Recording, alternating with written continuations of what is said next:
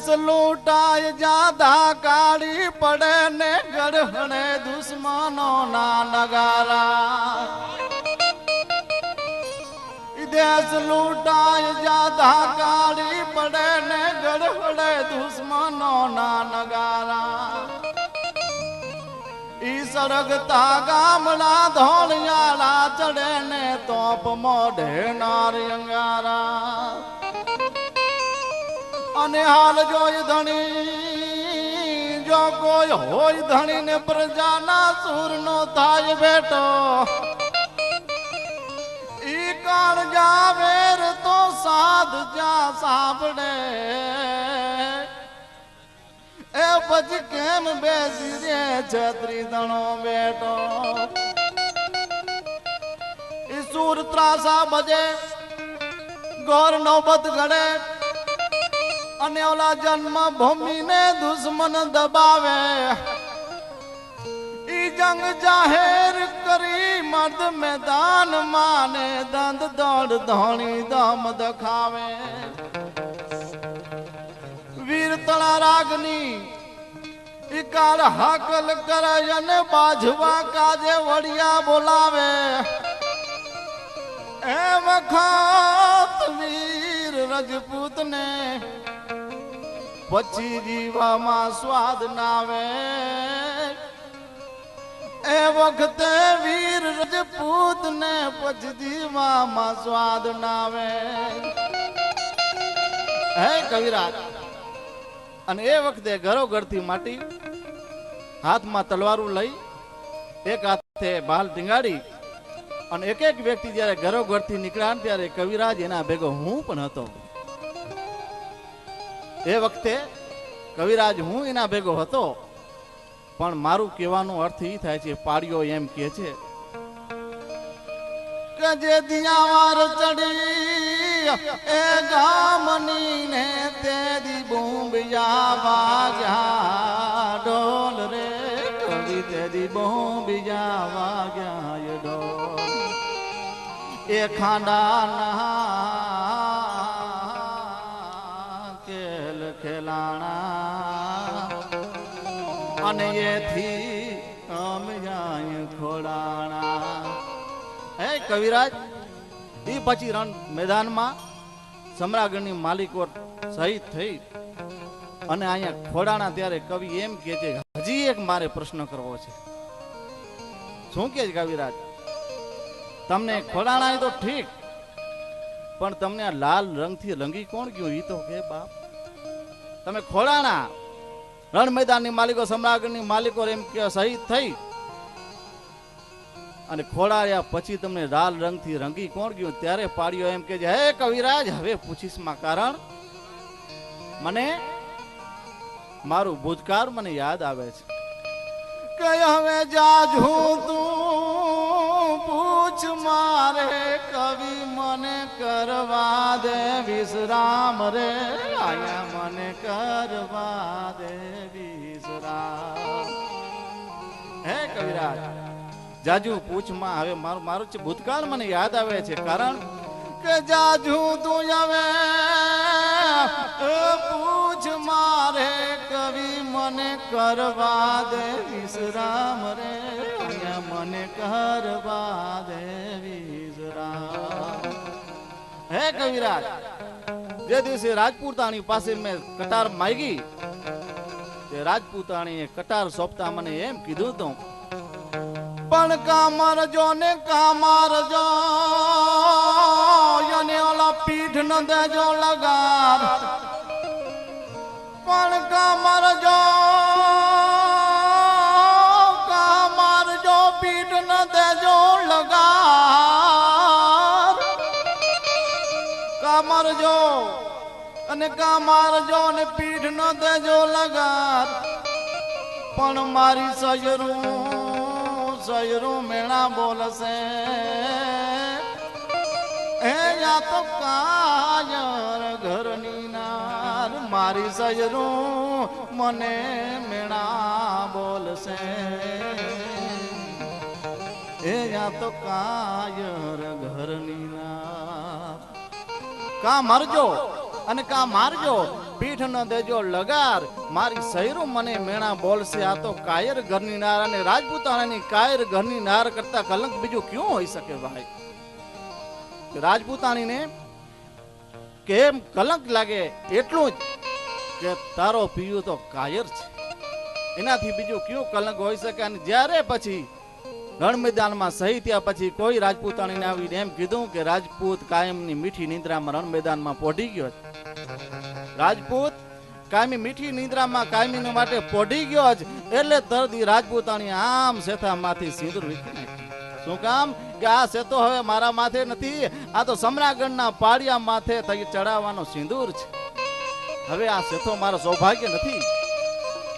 કે હવે જાજુ તું એ પૂછ મારે કવિ મને કરવા દે વિશ્રામ રે, આયા મને કરવા દે વિશ્રામ.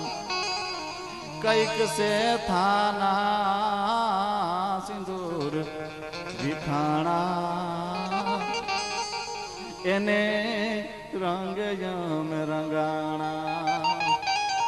એ કઈક સે થાના સિંદૂર વિખાણા, એને રંગ યમ રંગાણા.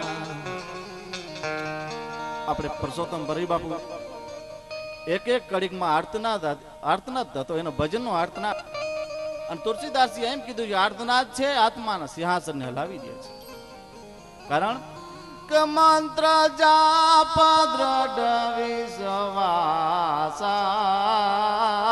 સોયે હરિ રસ વેદ પ્રકાશા. મંત્ર જાપ દ્રઢ વિશ્વાસા અને સોય હરિરસ વેદ પ્રકાશા. એમ કરતા તુલસીદાસ બીજું એમ કહે છે કે હે જીવ, હવે તું શિવની ગતિને પામી લે, હવે તું રામમય બની જા. કે પ્રણવ પરિજાના સાહિતાય બિદે હો, જાય રામ પદ ગુડ સ્નેહો. પ્રણવ પરિજન સહિત બિદેહુ, જાય રામ પદ કે ગુડ સ્નેહુ. અને યવાન જવાર ન કાયે બલકાવા, અવન જવાર ન કાયે બલકાવા.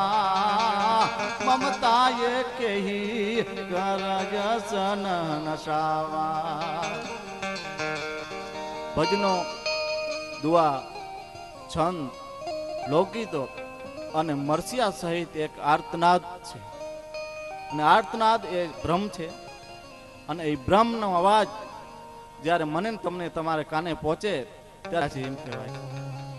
અંતે આ જે પાળિયા થઈ ગયેલો હોય, રણ મેદાનમાં શહીદ થઈ ગયા હોય એના માટે, અને એક એક કડીને એક એક ભજનને પોતાનામાં ઉતારી અને જીવન જીવ્યાના પ્રમાણ છે. એ મોટી વસ્તુ છે. એટલા માટે આ કે આ જીવ છે, તુલસીદાસ એમ કહે છે કે હે જીવ, તું નાશવંત છે, કાયમ રહેનારો નથી. કાયમ કોણ રહેશે? કે નામ રોહંદા ઠકરા ને નાનું ન રહન. એ કીર્તિ હોંદા કોટડા પાયડો નહીં પડંત. આ જીવ છે નાશવંત છે, પણ એના જે દાતારીના પગલા છે એ કાયમીને માટે પડ્યા રહેશે. એટલે લોકગીતમાં એક એવું લખ્યું છે કે આવી રૂડી સરોવરિયાની પાર રે, બેઠા બે બગલા રે.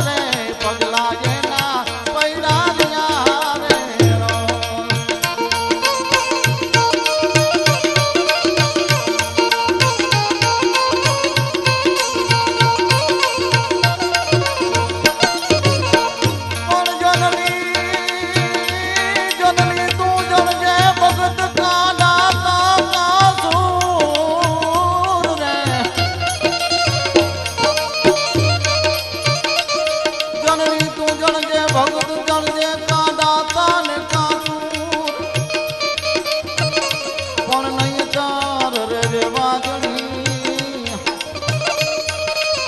હે તારું મત ગુમાવીશ નું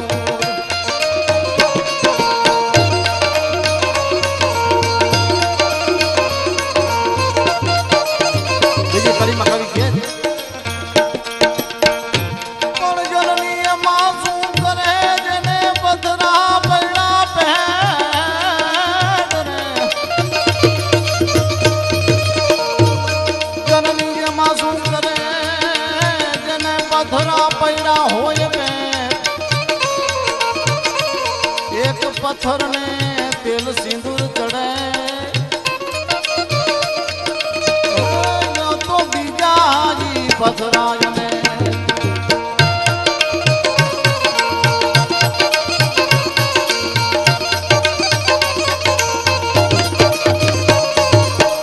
કરણ સિંગા વાગે